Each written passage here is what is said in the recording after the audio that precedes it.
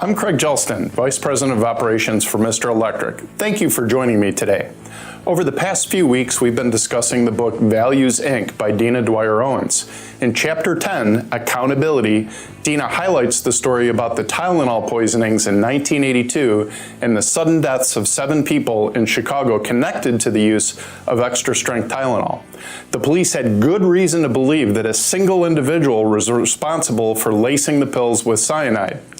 Despite this information, James Burke, the CEO of the manufacturer, Johnson & Johnson, made the brave move to recall a total of 31 million bottles of Tylenol from every store, a move that ultimately cost the company more than $100 million in expenses and a market value drop of more than $1 billion. He made this bold decision despite pleading from other executives and his legal team that the recall could permanently cripple the company. Burke's strategy also included the development of the first tamper-resistant bottle and a massive public relations campaign highlighting the new glued box, the plastic cover, and foil seal on the product. His efforts resulted in Johnson & Johnson regaining 70% of its market share within 5 months. Burke was a value-driven leader and wasn't afraid to apologize and show remorse.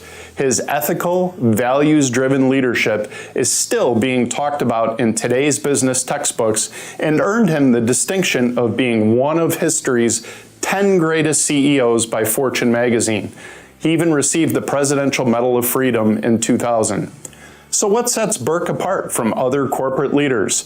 Accountability. He set his focus on the well-being of other people rather than on his company and the bottom line. Accountability is not simply taking the blame when something goes wrong. Accountability is about delivering on a commitment. It's responsibility to an outcome, not just a set of tasks. It's taking initiative with thoughtful, strategic follow-through. How do you address accountability in your life and business? Have you ever made a major mistake or encountered a huge crisis? How did you deal with it? Did you accept responsibility? Did you apologize? More importantly, did you take swift and decisive action as Burke did? What actions are you going to take going forward to hold yourself as well as others around you more accountable? Many people, including myself, believe the single most important attribute that defines leadership is accountability. Thank you.